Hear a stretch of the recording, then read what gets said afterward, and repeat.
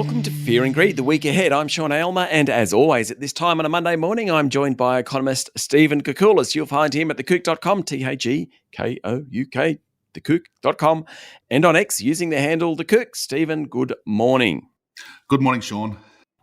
We can't start this week without talking about last week. What a week. We had wages and unemployment and the US inflation figures, UK inflation figures for that matter. Where do we stand at the end of the week or last week?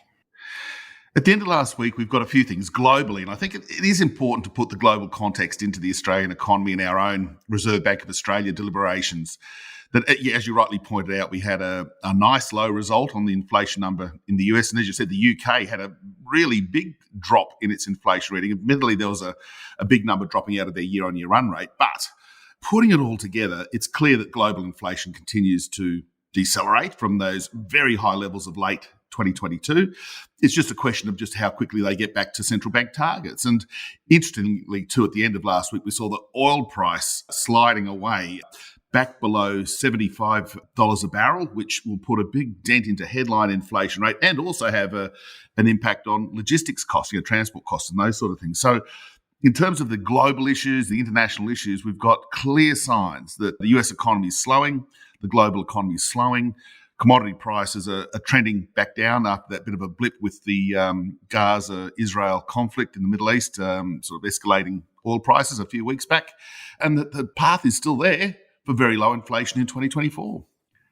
Okay, so that's the US, the global side. We also had the wage prices last week, unemployment, NAB, Westpac, plenty going on this last week or so. And they were all pretty much in the groove. It's very rare for numbers to come out and people sort of, that's about what we were expecting. And it's sort of not too hot, not too cold, but just right. One of those Goldilocks sort of numbers. And so for wages growth, it was a 1.3% increase in the September quarter. And yes, that was the highest on record, but you look at the reasons for it, it was because the Fair Work Commission had a 5.75% increase in the minimum wage, which sort of impacted on quite a few workers. We also had the Fair Work Commission and the government awarding a 15% increase to people working in aged care. So admittedly from a very low base. So there were a couple of reasons why it was elevated. And of course, they're one-offs. They're not going to continue in the next quarter or the quarter after that or the quarter after that, to be fair. So that's why the market was expecting 1.3 on wages, 4% annual was maybe 1/10 higher, but again, in the groove in a sense. And on the job side, we had unemployment ticking up to 3.7 from 3.6, so nothing too bad. We had a big jump in employment, roughly 55,000 in the month after a soft number the month before, but and there's always buts in economics. God, I love economics. There is. It was the month where we had the Indigenous voice referendum, and part-time employment was the driver of that lift in employment growth in the month. And we know that the Australian Electoral Commission had, I think it was about 40 or 50,000 part-time workers tallying the votes and ticking us off the list as we went to have a vote. So that'll obviously unwind in the next month too. So there's excuses for all the numbers, but basically they were in the groove. Okay, now I'm going to call this week Michelle Bullock week because we're going to get the minutes from the Reserve Bank. Of course, that was her first meeting as a Reserve Bank governor, wasn't it? I think so, overseeing an interest rate. No, it was the second. Her second, but her first rate rise. How about that? Yeah, okay. Yes. She's also speaking a couple of times this week. So this is officially the Michelle Bullock week, sponsored by Fear and Greed. What are we going to hear from the new Reserve Bank governor?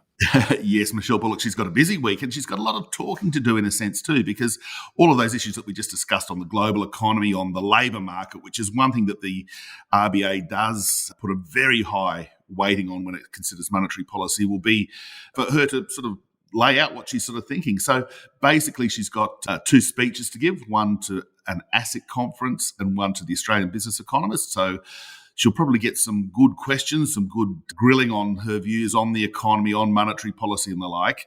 But there's also the minutes of the November board meeting, the one which they did hike interest rates. So we'll look at that for any details, any nuances in what they did, why they did it, why they couldn't be on hold another month and wait and see what's happening in the global economy. But as we're sort of saying, that even compared to the statement on monetary policy forecasts, which are only 10 days old, they assumed the oil price at $84 a barrel and for inflation to fall to the target range. Well, we're now about 11, 12% lower than that. My back of the envelope calculations will, if it's sustained, of course, will slice about 1/4 of a percentage point, maybe 0.5 percentage point off inflation over the next 12 months. So is there something there to sort of chew on? And I know that's headline inflation, but it does have a flow-through effect on other transport costs and the like too. So Michelle Bullock week, can't wait to see what she's got to say. Stephen, enjoy Michelle Bullock week. I will indeed. Thank you, Sean. That was economist Stephen Koukoulas, better known as The Kook. You can find him at thekook.com and follow him on X using the handle The Kook. I'm Sean Aylmer, and this is Fear and Greed, the week ahead.